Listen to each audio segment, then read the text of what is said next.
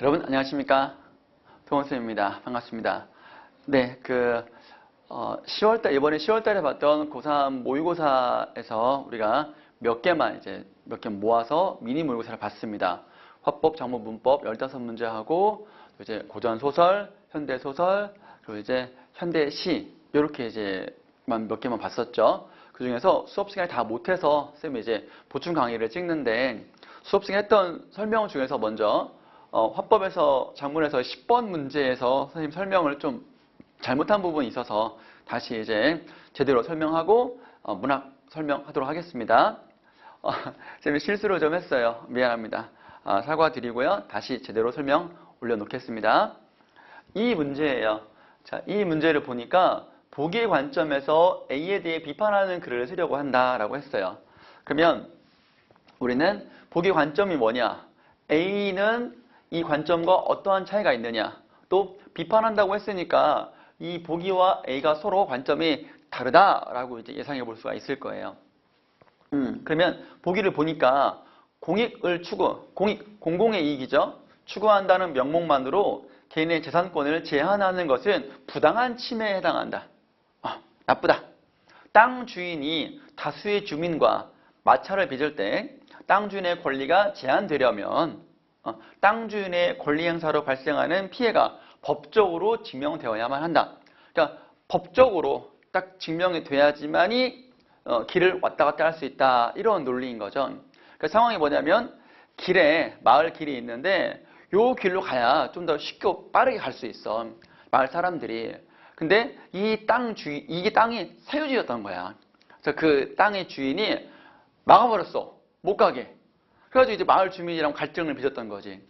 그럴 때 보기 관점에서 A다. A 같은 경우는 우리 본문에서 뭐라고 했냐면 아니 공익이 우선이다. 막으면 안 된다. 이런 논리였거든. 그러니까 보기의 관점으로 법적인 어떤 그런 책임, 법적인 따짐이 좀 더 중요한 거야.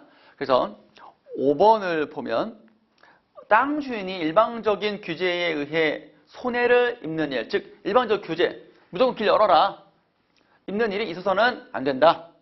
법적으로 문제가 없다 하면 사유재산의 독점적이고 배타적인 사용 권리가 보장되어야 한다. 법적으로 문제가 없다면 이라는 말이 이 문장 법적으로 문제가 없다면 이라는 말이 여기 나와 있는 법적으로 증명되어야만 한다 이거야.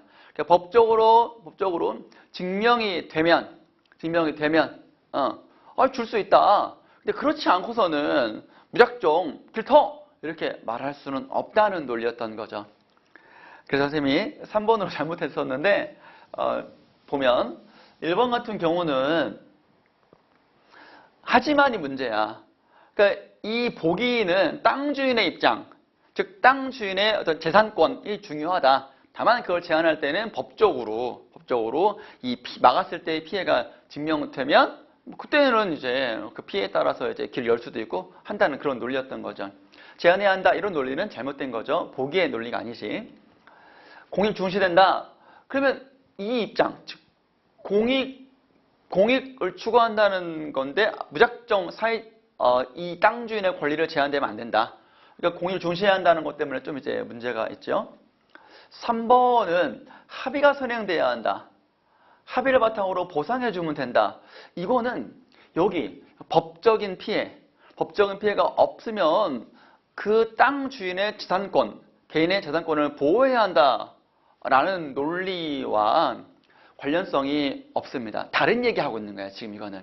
그 법적인 걸 따지기 전에 뭐 합의를 해야 한다 이런 얘기니까 법적인 거랑 그냥 합의하는 거랑은 다른 차원의 문제가 되는 겁니다. 4번은 땅 주인은 도로 통행을 제한하는 것이 타인의 이익을 침해할 수 있다는 것을 고려해야 한다. 공익을 우선시하는 범위에서 권리를 주장해야 한다. 이거는 보기의 입장이 아니죠. 그래서 5번이 사유재산 독점적이고 배타적인 어떤 약간 좀 이제 독점적인 이기적인 사용 권리가 보장되어야 한다. 그래서 땅 주인의 입장을 들고 있는 보기의 입장과 거의 비슷하죠. 그래서 답이 5번이었다 했습니다. 미안합니다. 선생님이 답을 완전 잘못 체크하고 잘못 채점해서 이렇게 오류를 저질렀어요. 바로 잡겠습니다. 앞강의에서 아마 좀 이렇게 잘린 부분이 있을 거예요. 그 내용이니까 이해하시기 바랍니다. 자, 그럼 이제, 현대, 고전문학 있는 8쪽의 용문전 보겠습니다.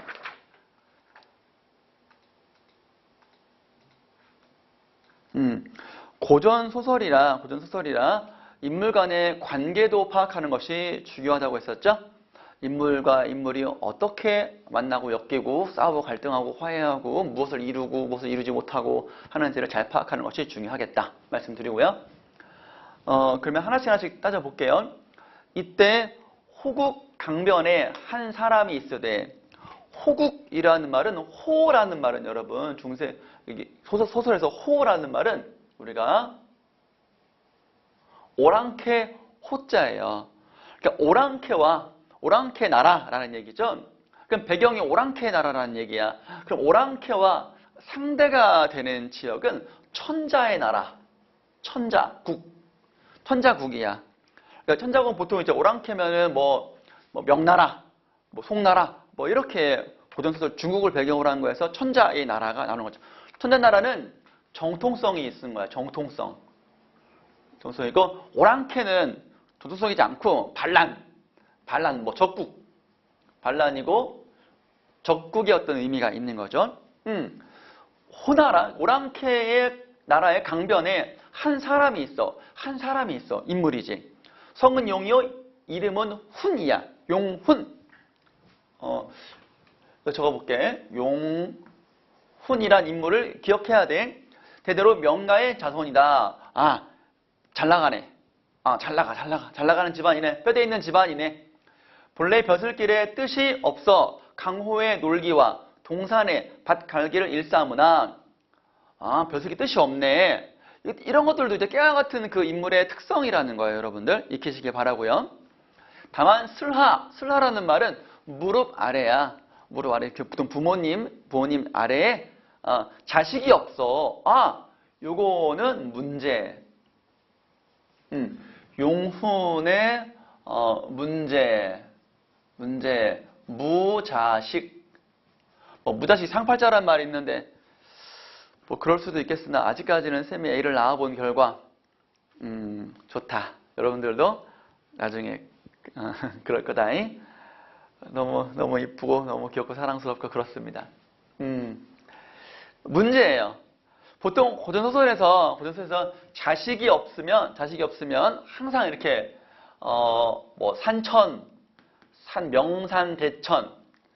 명산, 대천에 가서 이름난 산, 이름난 강에 가가지고 기도를 해요. 기도. 이런 걸 이제 기자. 아들을 기원한다. 이런 소리거든요. 기자. 이렇게 말씁니다. 자, 보이나요? 기자. 이렇게. 여기서 이런 걸 읽으면 여러분들이 당연히 빌겠군. 이렇게 빌겠군. 결국 아들 태어나겠군. 보통 이제 아들이죠. 옛날에는 그랬지. 대를 이어야 되는 거니까. 그러니까 이 자식이 없다라는 말은 이게 대를 이을 자식이 없으니까 옛날에는 유교국가에서 좀 그렇지. 결국은 아들 태어난다 이거야. 딱 이 스토리가 그래. 한탄하기를 맞이 아니하더니 이리는 용훈이 앙천탄왈 하늘을 우러러 탄식하며 말하기를 대대로 무후치 아니하더니, 그동안은 아들이 계속 이어져 있었는데 나한테 와서 후사가 끊길 줄을 어찌알리요.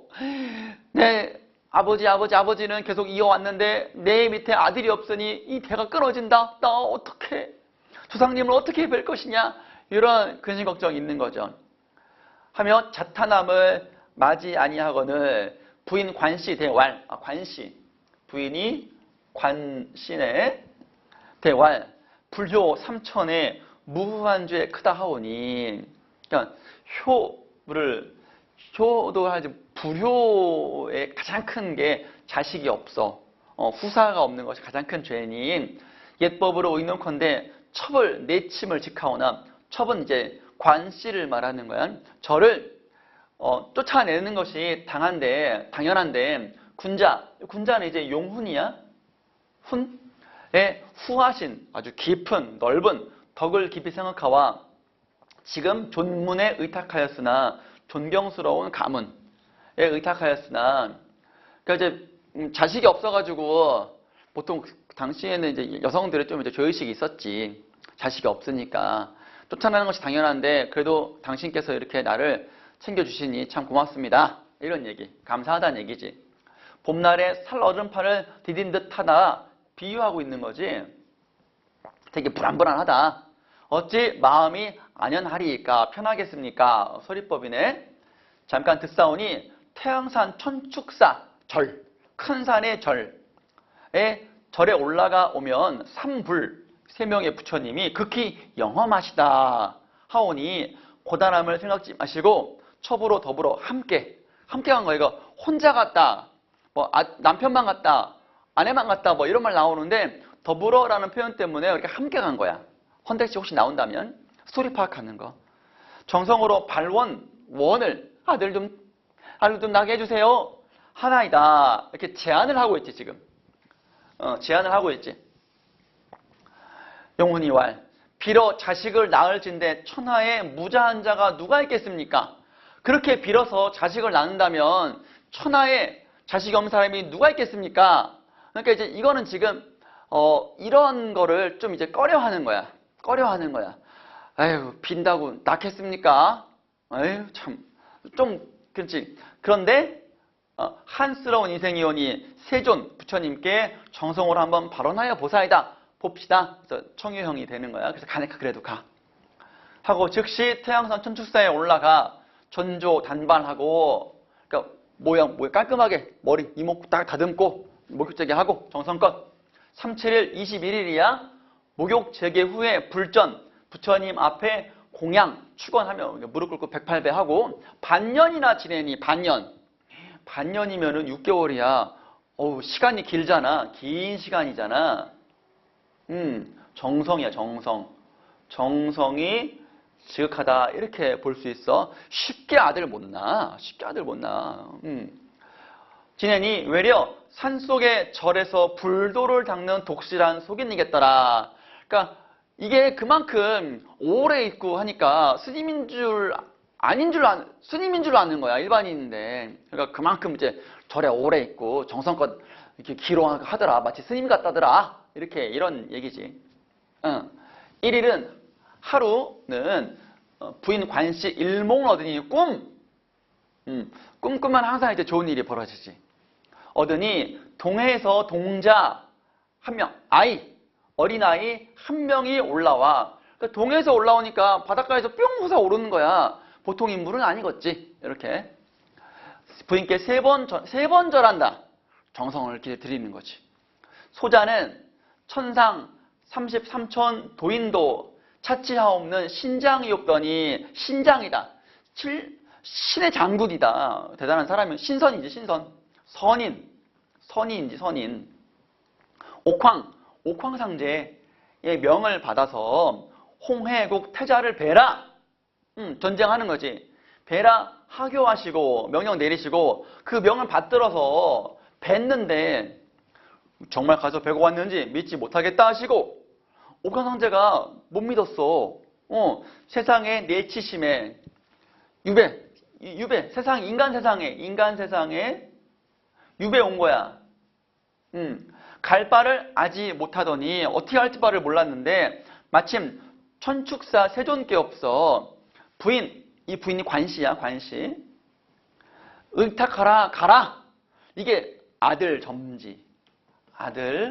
잉태 점지 하는 거야. 하시오매 왔사오니 부인은 어여삐가 예쁘게가 아니라 불쌍히 여기셔서 저를 꼭 잘 낳아서 잘 길러주세요. 이 소리지. 하거늘 부인이 반가이 여겨. 그치. 잘생긴 아들이 생긴다는데 반가이 여겨 품 안에 안다가 깨니 남가일몽이라 꿈이다.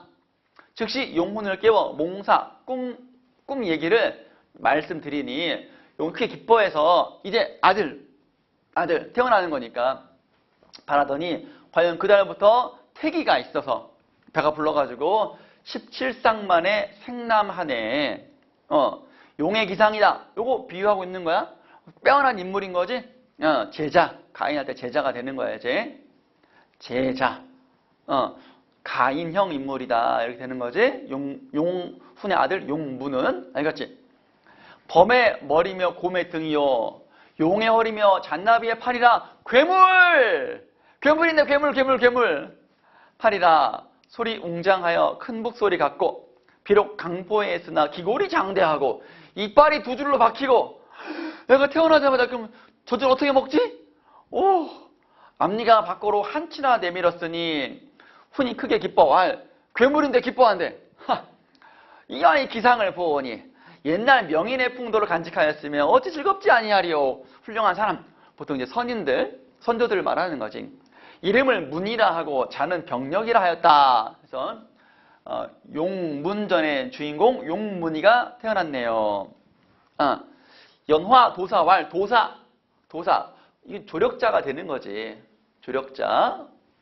이 아이 상을 보니, 관상을 보니까 반드시 귀인, 앞날을 암시하는 거지. 앞날을, 도인이 앞날을 암시해요. 거의 백발백중이야. 될 것이니 부자 정리에 떠나보내게 애달프겠지만 근데 이별해야 돼. 시련이 있지. 그냥은 귀인 안 되지. 시련, 이별에 아픔이 있어요. 애달프겠지만 천명을 어기지 말고 노인에게 맡기시면 장래 귀히 되리이다. 내한테 맡기세요. 내가 재주를 많이 가르쳐 줄 테니까. 훈이 다시 일어나 절하고 여쭈오되 하찮은 집안에서 태어난 아이를 선생께 없어 귀인이 되게 하옵소서 하고 즉시 용문을 허락하거늘 도사 용문을 데리고 연화산에 들어가 천문지리 육도삼약과 황석공의 병법을 8년을 가르치니 용문의 지략과 기량이 천지간 영웅준거리라. 그래서 굉장히 서술자가 요약적으로 인물을 제시했다. 이렇게 설명할 수 있겠죠. 적어주시고 이제는 술법을 배웠으니 대업을 이룰지라. 대업, 큰 업적, 성취를 이룰지라. 빨리 돌아가. 빛. 이제 좀 옮길게요, 이거를. 여러분.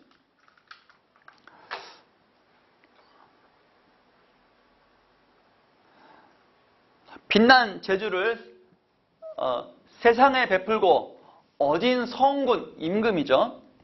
임금을 만나 웅장한 이름을 춘추의 오랜 역사에 전하도록 하라. 성군을 만나지 못할진대 너희 선생을 용납하게 말라. 해서 만나지 못한다면 너희 선생이니까 이제 뭐 연화도사 아니야, 그지? 도사를 용납하게 말라 해서 이제 만나 못하면 그럴 일은 없다. 꼭 만날 것이다. 그러니 열심히 살아라. 이런 얘기죠. 내가 그렇게 만나지 못 만나게 하지 않을 것이다. 이렇게 해석하면 돼요. 하니 용문이 2번 절하고 여쭈오되 소자 8년, 시간이네. 8년. 그러면 부모님이랑 이별한 지 8년이라는 시간이네. 선생 문하에 머물러 높은 재주를 배웠사오니 어찌 선생의 교훈을 1분이나 어기리이까 하고 하직 안녕히 계세요. 도사왈 부디 좋은 때를 잃지 말라 하시더라. 용문이 산문, 이제 산을 떠나왔지. 연화산을 떠나서 내려왔어요. 부모께 배우니 부모가 크게 기뻐 8년 그리던 정을 못 내 애연하더라. 안타까워하더라. 그래서 용문이 선생 말씀을 낱낱이 여쭈니 용문의 부부 연화도사를 향하여 은혜를 못내 칭찬하더라. 땡큐 스승님. 용문이 1일은 강변에 나아가 명랑한 달빛을 따라 배회하더니 먼 데서 크게 불러왈. 소리가 나는 거야. 소리가 나는 거야. 내 말이 홀스, 말 따닥따닥따닥따닥 사나워서 내 자식을 물어 죽이고 강을 건넜으니 그 말을 잡아주면 은혜를 갚겠습니다 하거늘 용문이 그 소리를 듣고 돌아보니 과연 말이 강변에 섰으되 높기는 칠척이요 눈은 방울 같고 몸이 불빛 같더니 지집 적토마라. 빼어난 명마네. 명마. 적토마는 명마야. 그러니까 영웅에게 어떤 그 무기하고 말 이런 것들은 꼭 필요한 것들인 거지. 그것도 최고급으로 용문이 크게 기뻐하거늘 왜? 저거 내 거군 이렇게 하려고. 그 사람이 가로되 이 말을 장군께 드리러 왔습니다. 이 말은 능히 운무를 따르며 구름, 안개 한번 채찍 딱 치면 능행 만리를 능히 가고 엄청 빨리 간다는 얘기야. 한번 소리를 한즉 태산과 하해가 뒤집는 듯하니 마땅히 장군의 재주를 베풀지라. 그러니까 장군이면 충분하게 이 말을 잘 탈 수 있을 것 같습니다. 하고 말을 마치며 문득 간대없거늘. 이것도 좀 이제 신기한 거지. 이인이지, 이인. 뭔가 도와주는 사람인 거지. 심중에 크게 기뻐 즉시 말에 올라 시험할세 적토마 한 번 소리하며 니의 굽을 놀리니 빠르기는 빠르기 살과 나는 제비라도 미치지 못할러라. 살은 화살, 나는 제비, 엄청 빠르죠 제비가. 못할러라. 한 곳에 다다르니 칭함 절벽상에 한 동자 머리에 벽도관을 쓰고 몸에 청룡포를 입고 암상 바위 위로 내려와 읍하여 왈. 이것도 이제 신비한 인물인 거죠. 보통 사람 아닌 것 같지. 소자는 천상 옥황상제의 명을 받사와 신물이네. 그 신이 선이네. 이것도 얘도 선이네. 전기성 있네. 그지? 전장기계, 전쟁터에서 싸우는 그런 여러 가지 무기. 장군에게 전하나이다. 차후에 은혜를 잊지 마소서.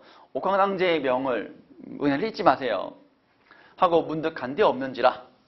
용문이 괴히 여겨 동자가 섰던 곳으로 나아가 보니 석함이 놓여 있을 때, 석함, 돌박스, 택배 박스가 놓여 있는 거야. 석함이 놓여 있을 때 광채 찬란하고 전면에 금자로 새겼어.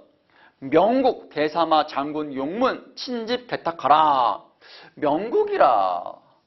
아니, 봐봐. 맨 처음에 호국강변이라 그랬잖아. 그 오랑캐 출신인 거야.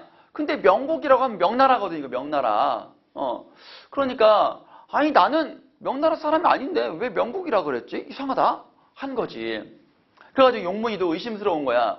아니, 우리는 대대로 호국, 오랑캐 사람인데 어떻게 여기 박스에 명국 대사마라고 이렇게 했었지? 대사마는 벼슬 이름이야. 대장군. 이라 하였으니 유유한 깊고 그윽한 천의 하늘의 뜻을 알지 못하거니와.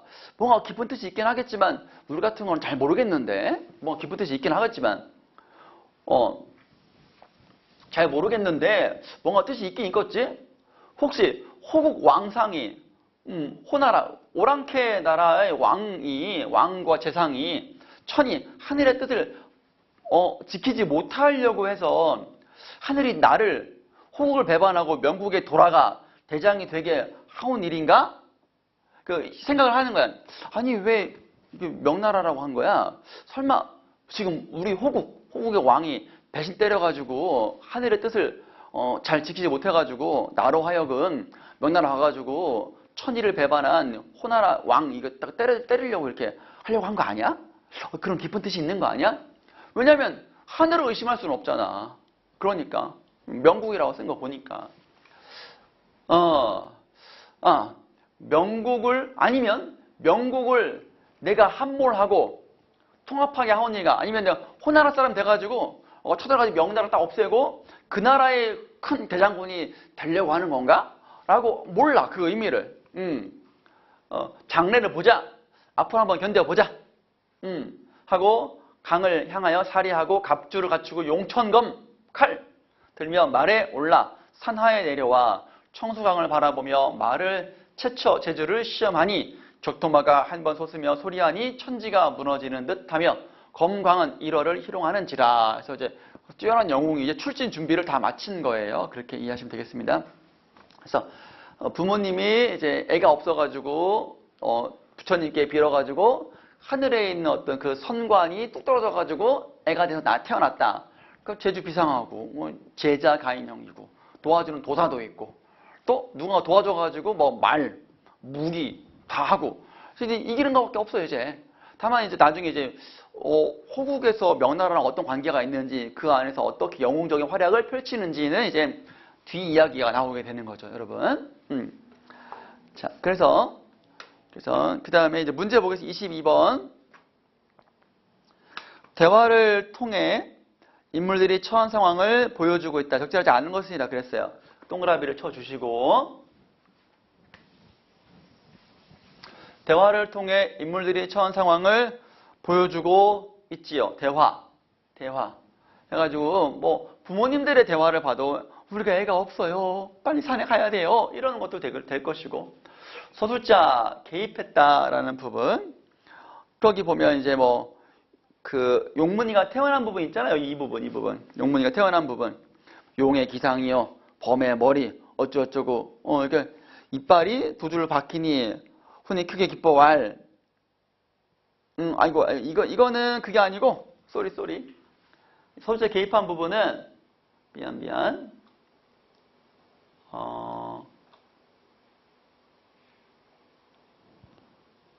여기 이 부분 체크해 보세요. 요 문장이네, 이 문장.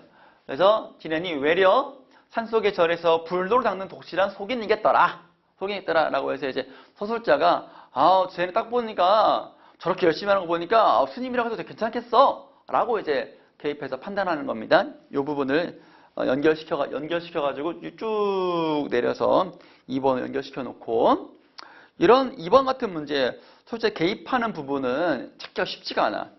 보통 서리법으로 많이 나타나는데 이런 경우는 그렇지 않으니까 또 긴 데에서 읽을 때 이런 것들을 이제 확인해 봐야 되겠지.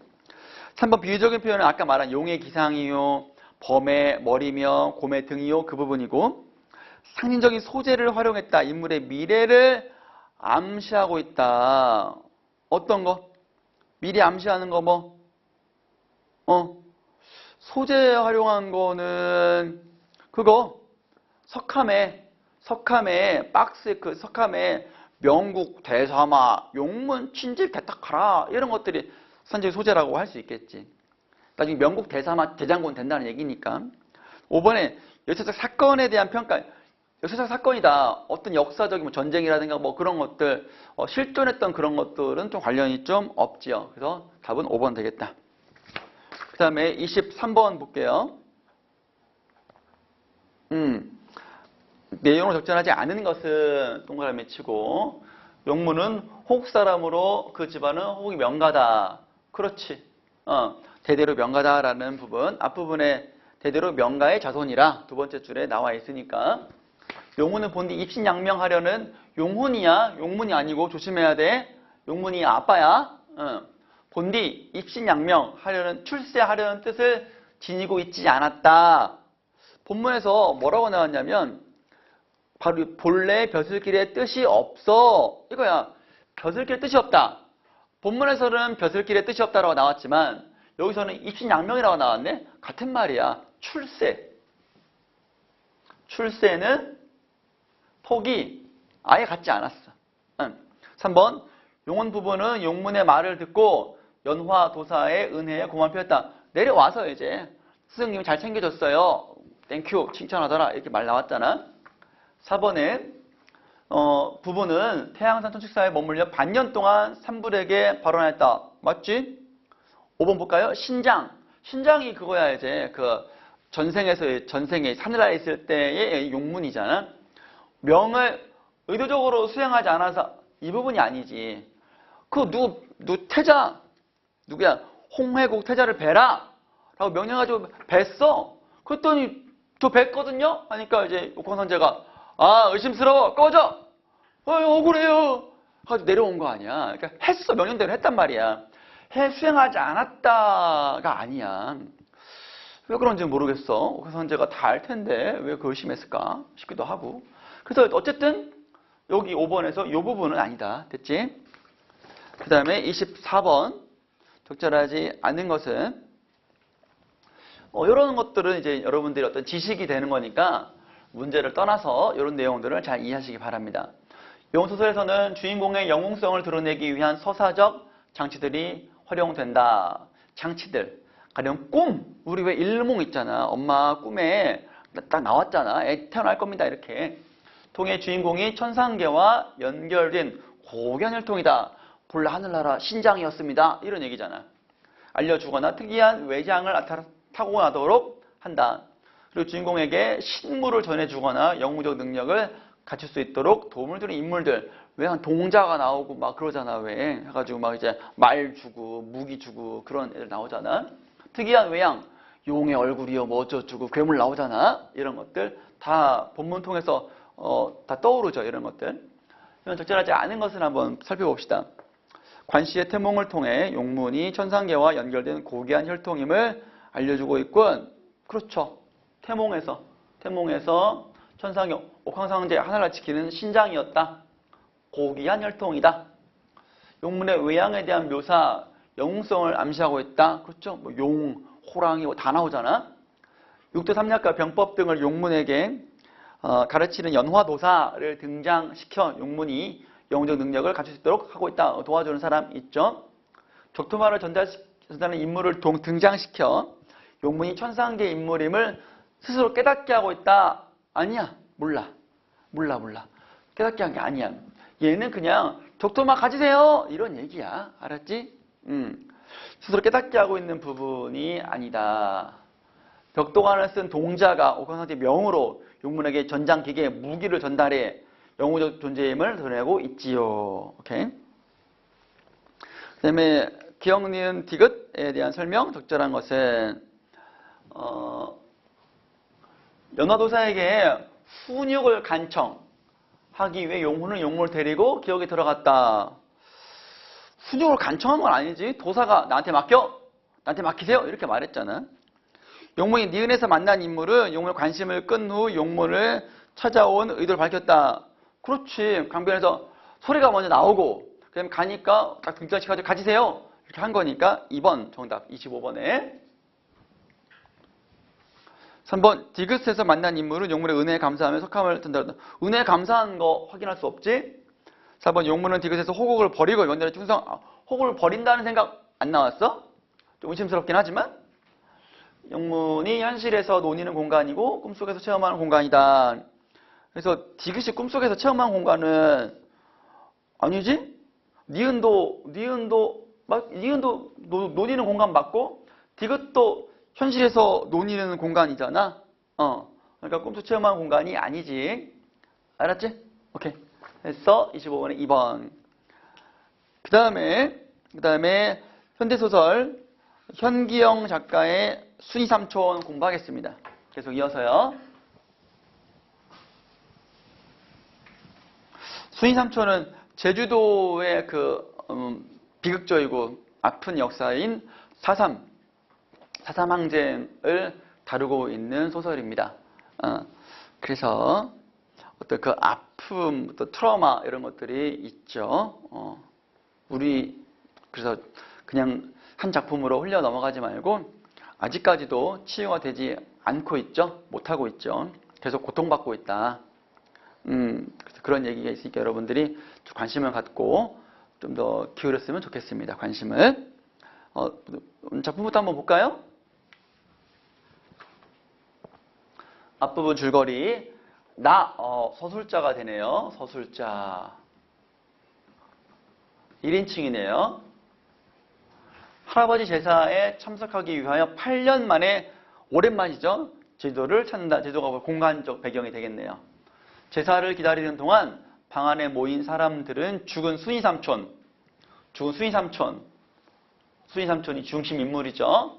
이야기를 나누며 30년 전 마을에서 있었던 끔찍한 사건을 다시 떠올린다. 과거 회상인 거죠.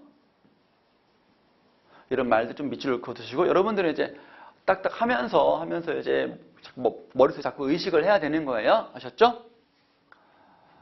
그의 속삭이는 말로는 순이삼촌은 심한 신경쇠약 환자라는 것이었다. 요거 중심 인물에 대한 그가 나에게 전달하는 거야. 순이삼촌에 대한 정보를. 중심 인물에 대한 정보가 나왔죠. 환청도 있대요. 그러면 왜? 멀쩡한 사람이 갑자기 이러진 않을 거 아니야. 뭔가 이유가 있을 거 아니야. 갑자기 이렇게 정신적으로 뭔가 좀 문제가 있어 보이잖아. 그치? 환청이 좋은 건 아니잖아? 이런 것들이잖아. 이런 거 지금 여러분이 궁금함을 가져야 될 거예요. 이제 페이지를 좀 옮기고.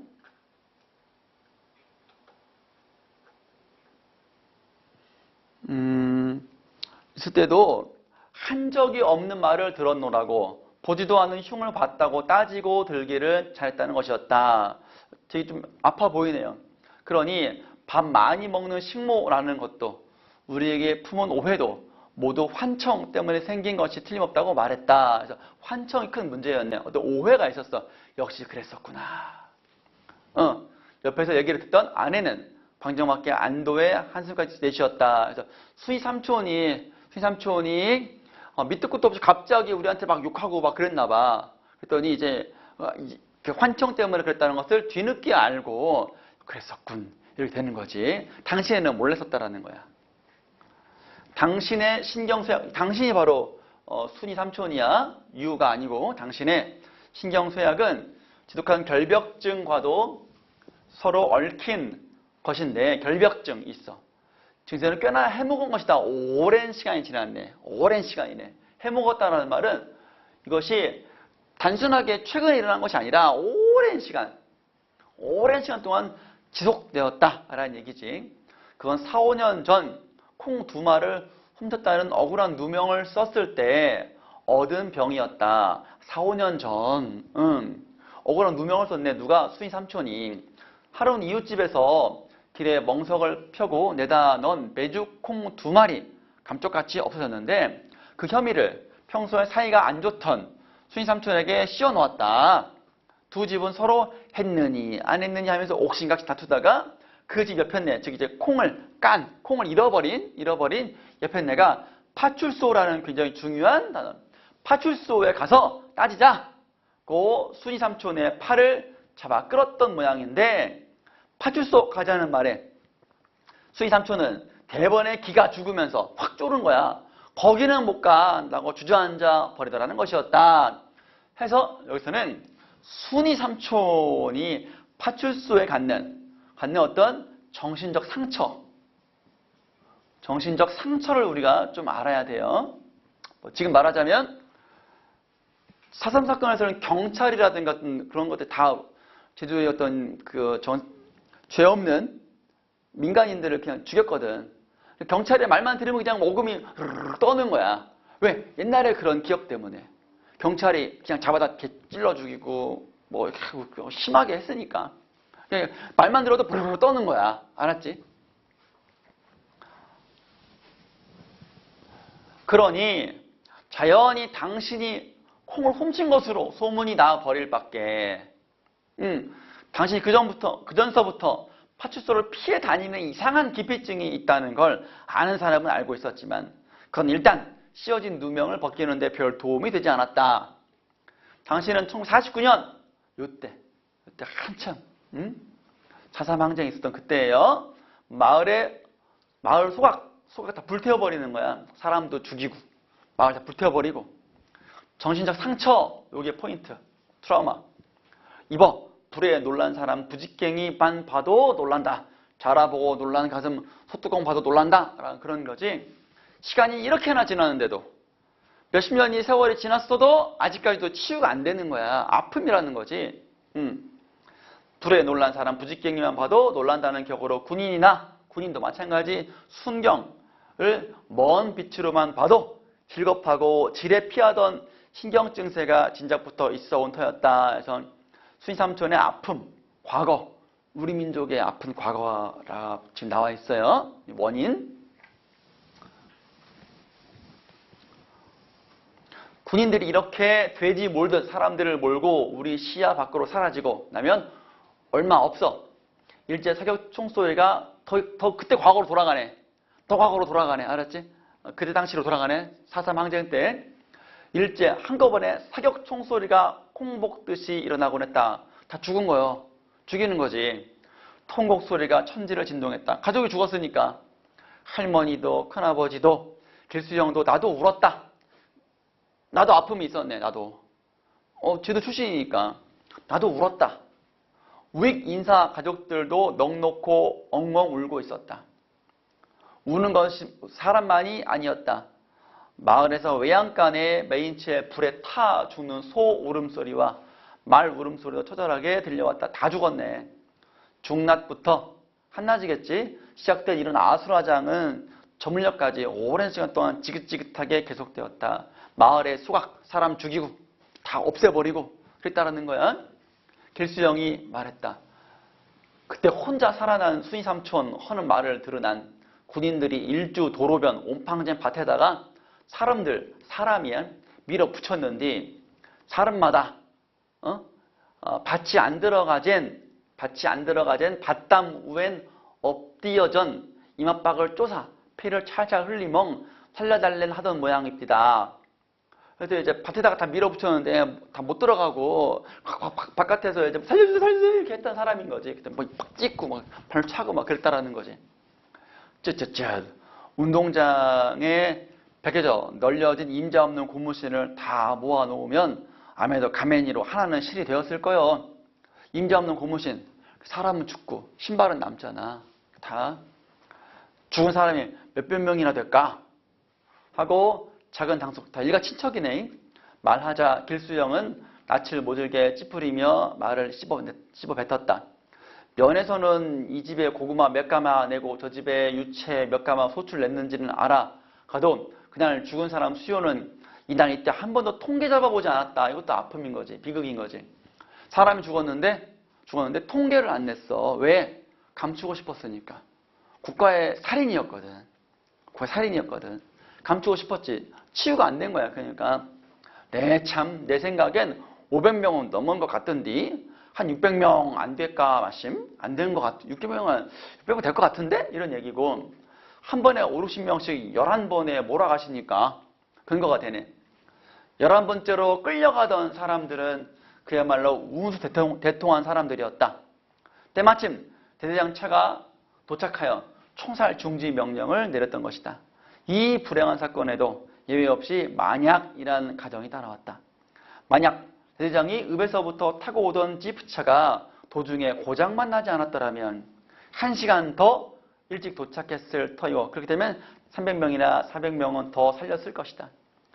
따라서 희생자는 100명 내외로 줄어들 것이고 또 적에게 오염됐다고 판단된 부락을 토벌해서 100명 정도의 이적 행위자를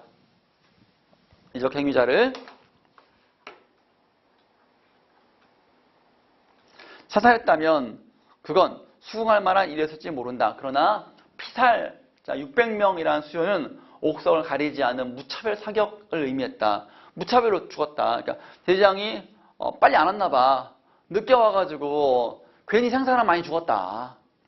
그 중에서 600명 중에서 정말로 이제 적과 내통한 사람이 있다면 그 사람은 100명쯤 죽었을지 모르는데 늦게 와가지고 다 죽었다. 600명 죽었다. 그런 어떤 안타까움이 되는 거죠.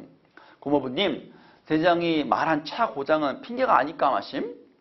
이렇게 중대장이 대대장도 모르게 어떻게 그런 엄청난 일을 저지를 수가 있어 마심? 그래서 의심하는 거지. 나중에 이제 대대장이 내가 살릴 수 있었는데 고향당도 늦게 왔다. 이거를 이제 좀 이제 의심스럽게 생각하는 거지.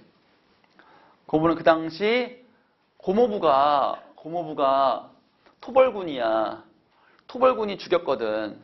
토벌군이 불쌍한 양민들 혹시 적과 인민군이랑 같이 있는 사람들 그 좌익이었거든. 좌익. 토벌군은 우익이고 그 마을 사람들 애매하게 죽은 사람들은 좌익이 섞여 있을 수 있는 사람들을 그냥 구분이 안 되니까 다 죽여버린 거야. 서로 이제 반대의 입장인 거지. 고모부는 토벌군이었으니까. 애월면에 가 있었기 때문에 자세한 것은 알지 못할 터였다. 고모부는 한때 인근 불악인 함덕리에 주둔했던 서북 청년으로만 구성된 중대에 소속되어 있었는데 마침 사건 수개월 전에 애월로 이동해 갔던 것이었다. 신원 초라 고모도 따라갔었다. 그 당시엔 중대장 직결 처분권이라는 것이 있을 때랐죠. 또 갸들이 전투사령부의 작전 명령에 따라 행동했던 해도 작전 명령을 잘못 해석했을 공산이 커. 잘못 해석했을 거다. 난 졸병 생활에서 잘은 모르지만 아마 그것도 견벽 청야 작전 다 없애버리는 거. 초토화 작전인 거지. 초토화. 작전의 일부일 거라. 쉬운 말로 소개 작전이라는 거지 다 없애버리는 거야. 견벽 청야 작전이란 것이 뭐냐면 손자병법에 따온 것이라는데 공비가 이제 토벌군이랑 공비랑 서로 이제 대립됐던 거야. 소탕할 목적으로 먼저 토벌군으로 벽을 쌓아 병풍을 만들고 그 후 그를 말끔히 청소하는 거라. 산간 벽천을 일일이 다 보호할 수 없는 것 아니냔 말이요. 그러니 일정한 거점을 확보하고 나머지 지역은 인원과 물자를 비워버려 공비가 발붙일 여지가 없게 하자는 국리였죠. 그런데 인원과 물자를 비워버리라 이런 대목에서 그만 잘못 일이 글러진 거라. 물자를 원래 의도대로 원래 의도에 비우다라는 말은 다 이주시켜버리는 거야. 물자 사람을 이 말을 비워가지고 공비들이 내려오면 먹을 것이 없으면 활동 못할 거 아니야. 그런 작전의 일환으로 마을 사람이니 쌀이니 뭐 반찬을 싹 다 이동시켜버리는 거야. 그렇게 이해했었는데 안전한 지역 후송하라는 뜻이 인원을 전원 총살하고 물자를 전부 소각하라는 것으로 둔갑하고 말하시니 말이요. 이게 고모부는 이제 토벌군의 입장에서 야 애초에 명령은 말이요 죽이라는 명령은 아니고 이동시키라는 거였는데 그만 준회장이 명령을 잘못 해석해가지고 그렇게 일이 벌어진 거요. 별거 아니요. 이렇게 얘기하고 있는 거요. 알겠지? 아니 고모부님도 참 그 말을 고지 들었어요. 그거는 우대가리들이 책임을 모면에 보지는 둘러대는 핑계라 마심. 우리 불악처럼 떼죽음 나온 곳이 한둘이 아니고 이 섬을 뺑 돌아가면 수없이 많은데 거기에 다 작전 명령을 잘못 해석해서 일어난 사건이란 말이올까? 말도 안 되는 소리보다 이 작전 명령 자체가 작전 지역의 민간인을 전부 총살하라는 게 틀림없어 마심. 그러니까 이제 길수 삼촌 입장에서는 아니 그러면 그렇게 명령이 잘못 내려왔으면 우리 부락만 죽었어야지 다른 부락도 다 죽었다. 그럼 걔네도 다 작전명 잘못 내려온 거냐? 이거 좀 의심스럽잖아. 아니야. 한두 부락은 실수해서 다 죽을 수 있어. 근데 다 죽었네. 모든 부락이 다 그렇게 죽었으니 이거는 명령을 잘못 해석한 것이 아니라 애초부터 그렇게 싹 다 죽여버려라. 이런 명령이지 않았나라는 합리적인 의심이 드는 거지. 실제로 그랬고. 그랬대 실제로. 참 그래요. 제주도 가면 여러분들이 꼭 관광으로서만이 아니라 어떤 아픈 역사도 여러분들이 좀 이제 같이 봐서 4.3 기념관이라든가 뭐 그런 데 좀 가서 좀 이제 추모도 하고 그러면 좋겠네. 쌤 그때 겨울에 가가지고 너무 추워가지고 못 갔어. 열대부터 빠듯해가지고. 나중에 애들 크면 그런데 한번 가가지고 이제 추모하고 기억하고 했음 그런 걸 좀 하려고 해요. 말뿐이네. 자, 문제 봅시다. 26번. A와 B에 대한 설명으로 적절한 것은 1번은 위선적인 인물이 좀 아니죠. 5번입니다. A는 전해들은 이야기잖아. 뭐라고 했어? 누구요? 그의 속삭이는 말이잖아. 누군가 이제 얘기를 해주는 거야. 해준 거고. 또 B는 어렸을 때 경험했잖아, 이거. 어렸을 때 우리 시야, 우리라는 말이 있잖아요. 왜 우리 시야 밖으로 사라지고 나면 얼마 없이 나도 울었다 이런 말도 있고 하니까 그 끔찍한 경험을 서술한 방식으로 제시하고 있다. 정확한 원인인 거죠. 다른 거 틀린 거 있으면 쌤한테 얘기해봐. 공간을 병치한다는 거는 두 공간을 나란히 논다는 얘기인데 뭐 그렇지 않죠. 시간을 교차했다. 그러면 현재, 과거 그런 건데 요 B는 그냥 과거만 있는 거 아니요? 이렇게 감각적 배경 묘사다. 배경을 감각적으로 묘사한다는 거는 우리 이효석의 메밀꽃 필 무렵에 동의하고 허생원하고 조선달 이 한밤중에 탁 갈 때 이제 달빛이 비치고 메밀꽃이 쫙 피고 그때 배경 묘사가 좀 감각적이지. 여러 가지 시각적, 후각적, 청각적 다 묘사되어 있는 아름다운 한 폭의 수채화 같은 그런 느낌을 주는 거지. 아름다워?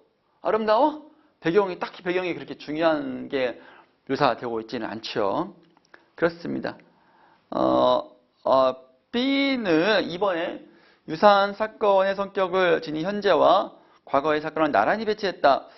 현재는 아니죠. 과거의 사건만 나와 있는 거죠. 그렇게 오답 체크를 철저하게 여러분이 하시길 바라고요. X 처치다. 27번 적절하지 않은 것은 기억은 온팡진밭으로 끌려간 사람들이 일어난 참상을 짐작한. 다 죽었잖아. 깨지고 피가 뭐 쫓아가지고 막 피 터지고 막 그런 것들. 니은 비참한 상황이다. 나 불 타고 막 다 죽고 막 이런 것들 있잖아. 니은에서. 소 우르 말 우르 막 죽는 거잖아. 소만 죽었겠어? 사람 죽었지. D가 적지 않았다. 5,600명이라 그랬으니까 5,600명. 가만히 한가만이다. 그게 얼마나 비참해. 리을 옥석을 가리지 않은 무차별 사격을 의미했다. 다 죽었다. 다 죽인 거야. 그러니까 리을은 운수가 좋아 간신히 목숨을 건진 사람들을 핑계 삼아 무차별 사격? 이게 뭔 소리야 도대체 이게? 핑계 삼아? 살아났어? 다 죽어 임마! 이런 거 아니잖아. 그냥 다 죽여버린 거야 그냥. 핑계 삼아가 아니야. 틀렸어. 5번에 그렇지. 이들 갔으니까 딴 데로 갔을 때 그 일이 벌어진 거니까 정확히 직접 목격은 안 한 거야. 그러니까 아마 추론하는 거지. 추론하는 거야. 추론. 됐고. 그 다음에 28번. 보기를 참고해 윗글을 감상한 내용을 적절하지 않은 것은 3점짜리네요. 보기 보니까 과거의 사건에 대한 개인의 기억이 강렬할 경우 이 기억은 개인의 삶에 지속적으로 영향을 미치고 여러 사람과 공유되면 기억의 집단화가 이루어지기도 한다. 그런데 기억은 같은 사건이라도 기억 주체가 처한 상황과 맥락에 따라 다르게 구성될 수 있다. 그렇지. 똑같은 경험이라도 그 입장에 따라서 다르게 기억되는 거지. 따라서 역사적 사건의 피해자들은 자신들의 기억과는 다르게 구성된 가해자들의 기억을 쉽게 받아들이지 못하며 그들의 기억에 명분을 부여한 논리에 대해 비판적 인식을 갖게 된다 그랬습니다. 그렇지? 그래서 1번 보니까 전투사령부의 견벽 청야 명령은 역사적 사건의 가해자들이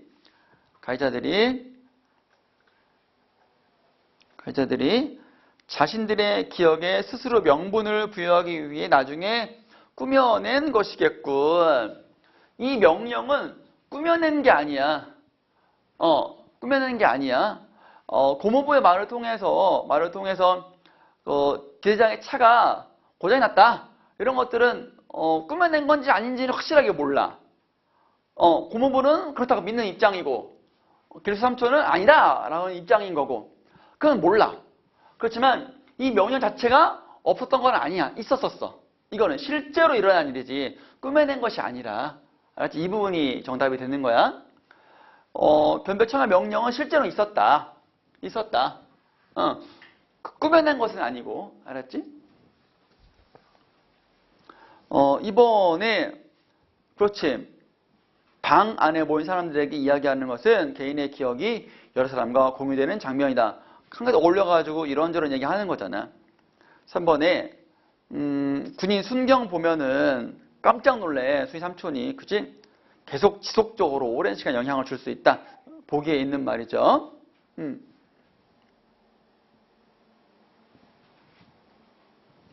자, 그 다음에 4번에 그건 웃대가리들이 책임을 모면에 보존 둘러대는 핑계라 마심.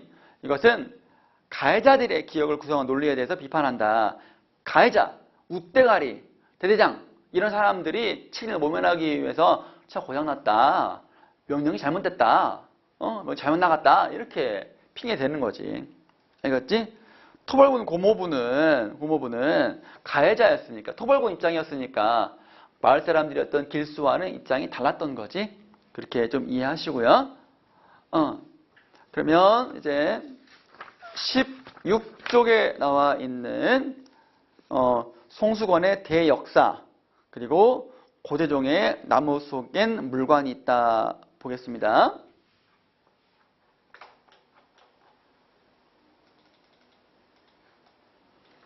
시를 보면 여러분 먼저 44번의 보기를 먼저 보세요. 혹시 보기가 있나 먼저. 작품에 대한 어떤 그 단서, 힌트를 얻을 수 있으니까 먼저 보겠습니다. 보기. 시인에게 44번의 보기. 시인에게 영감을 주는 자연은 작품의 주요한 재재로 사용되어 다양한 양상으로 형상화된다. 가는 황혼의 조명을 받으며 서로 화답하고 위로를 건네는 천지만물의 관계를 바탕으로 대역사가 이루어지는 장면을 나타내고 있다. 대역사, 큰 일, 인간의 힘으로 하기 어려운 큰 일이 벌어지고 있는 거죠. 긍정이겠네. 그리고 나는 나무에 대한 섬세한 관찰을 통해 생명력을 드러내고 생명의 원리를 깨닫는 감동을 놓치며 살아온 인간 삶에 대한 성찰이군요. 을 이루어지도록 하고 있다. 그랬습니다. 이래놓고 이제 가나 작품을 이제 살펴보는 거지. 너는 독자겠죠. 어떤 특정한 청자는 아니야. 그냥 일반적인 청자인 거지. 서에 뻘을 적시는 노을 속에 서본 적이 있는가? 물어보고 있죠. 그런 적 있니? 없는데? 그 있어. 멀리 있는 뻘밭 속을 헤집고 바지락을 캐는 여인들. 한쪽 귀로는 내소사의 범종 소리를 듣고 한쪽 귀로는 선운사의 수북 소리를 듣는다. 그 전라북도 지역인가 보다. 만권의 책을 쌓아 올렸다는 채석강 절벽. 파도는 다시 그 만권의 책을 풀어 흘려 뻘밭 위에 책장을 한 장씩 넘긴다. 감각적인 표현이네. 파도가 쳐가지고 파도가 푹 이런 거있지 지금. 그 지역에 그 뻘 주변의 자연 풍경을 지금 묘사하고 있는 거지. 소리, 눈으로 보고 시각, 청각, 시각 다 있네. 이곳에서 황혼이야말로 해질녘이야말로 대역사를 이루는 시간이다. 제목에 대한 설명이 나와 있는 19절이죠. 중요한 구절이죠. 가슴 뜨거운 불꽃을 사방으로 던져 내소사 대웅보전에 넉살문 연꽃 몇 송이도 활짝 만개한다. 회나무 가지를 치고 오르는 청동까치 한 마리도 만다라와 같은 불린 문자로 탄다. 곰소의 뻘강을 건너 소금을 저 나르다 머슴 등허리가 되었다는 저 소요산 질맞제도 마지막 술빛으로 익는다. 쉬어라 잠깐 해는 수평선 물밑으로 가라앉는다. 그래서 해질녘의 그 서해의 풍경이네요. 장관, 멋진 풍경. 인간이 열심히 일을 하고 자연은 자연대로 이런 한 번 딱 그림 같은 장면이 딱 펼쳐지는 거야. 와, 벌린 입을 다물지를 못하는 그런 거를 대역사. 보통 우리가 큰 건물, 피라미드 이런 것들을 대역사라 그러거든. 놀라가지고 벌린 입을 다물지를 못해요. 근데 이거는 자연이 만들었잖아. 자연 항상 위대하지. 인간의 어떤 그 문명 이런 것들을 뛰어넘어가지고 다 너무 멋있고 아름답고 멋진 거야. 이런 해질녘의 풍경을 대역사로 표현한 것이다. 됐니? 그 정도. 그 다음에 나를 보니까 잦은 바람 속에 겨울나무를 보면 겨울나무다. 겨울 감나무를 보면 겨울이니까 좀 시련이겠네. 그지?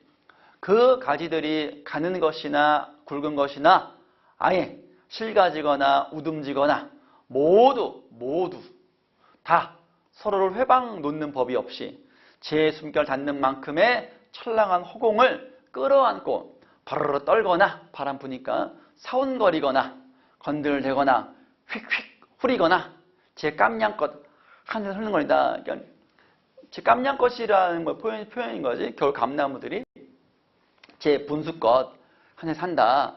그러니까 서로 귀찮게 안 하고 조화를 이루면서 자기 나름대로의 개성껏 한 세상을 산다. 감나무를 보면서 괜찮군. 그 모든 것이 웬만해선 흔들림이 없는 한 집에 주택기둥 같은, 주택기둥은 뭐 집에 대들보니까, 대들보를 놓는 받침이니까 흔들거리면 안 되지. 주축, 기본, 토대 기본이니까 같은 둥치에서 뻗어나간 게 새삼 신기한 일이다. 나무, 감나무 기둥이 대들보같이 튼튼하대.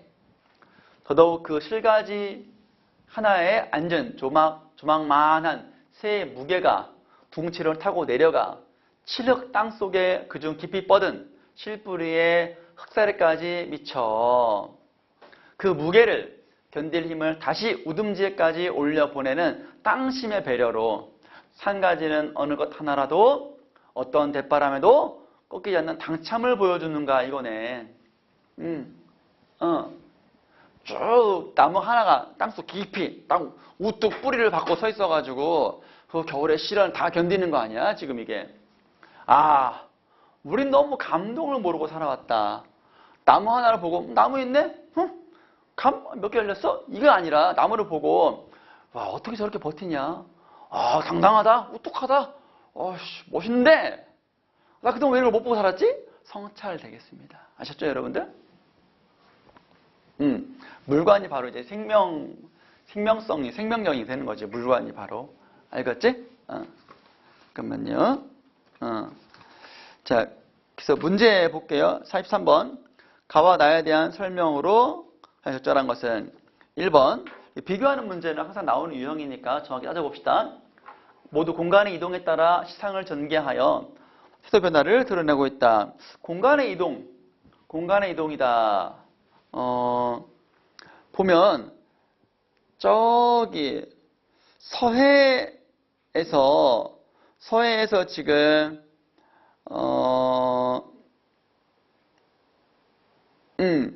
한 곳에서는 서해 뻘 노을 보고 있고 여인들 보고 있고 범종소리 세복소리 시선의 이동인 거예요.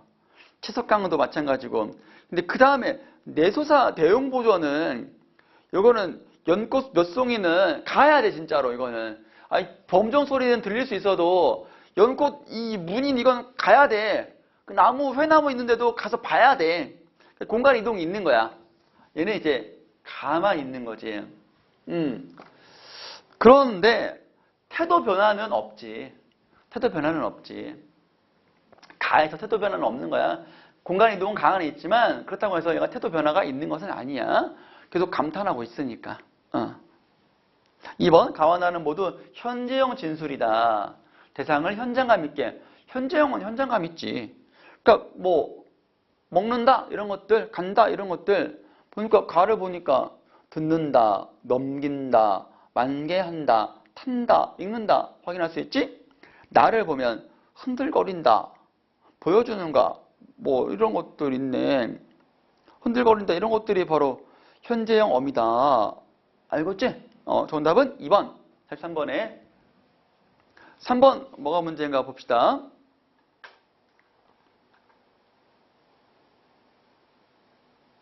가와 나는 모두 반복적으로 대상을 불러 화자의 정서를 부각하고 있다. 가에서는 대상을 부르는 게 한 번 나와요. 반복은 아니고. 알겠죠? 4번 가는 나와서 영탄적 표현을 활용했다. 영탄적 표현이다. 감탄하는 거거든. 감탄형 어미라든가 느낌표 이런 것들이. 근데 가에는 영탄적 표현이 서본 적 있는가? 이거는 감탄이 아니야. 너 서본 적 있니? 이런 거 약간 의문형이라고 봐야 되겠지. 그래서 좀 드러나지 않는다. 더더군다나 비판은 또 아니지. 이게 좀 애매하면 이거라도 봐. 비판 어딨어 이게. 그러니까 이런 표현을 참느라 신경 쓰지 말고 가에 뭐 비판하는 내용이 있나? 없는데? 해질녘에 그 주변의 풍경을 보고 감동하고 있는데. 알았지? 5번. 나는 가와 달리 시각적 심상을 활용하여 시상을 종결했다. 시각적 심상이다. 나의 시각적 심상이 많이 있지. 시상을 종결한다는 얘기는 끝부분이야. 제일 마지막 행. 우린 너무 감동을 모르고 살아왔느니 이게 무슨 시각 심상이야. 아니지? 근데 어떤 시각 심상이 다 있긴 있지. 그렇지만 여기서처럼 시상을 종결하는 거는 마지막 행, 마지막 연 봐야 되는데 거기에 시각 심상을 활용한 거는 아니라고 했잖아.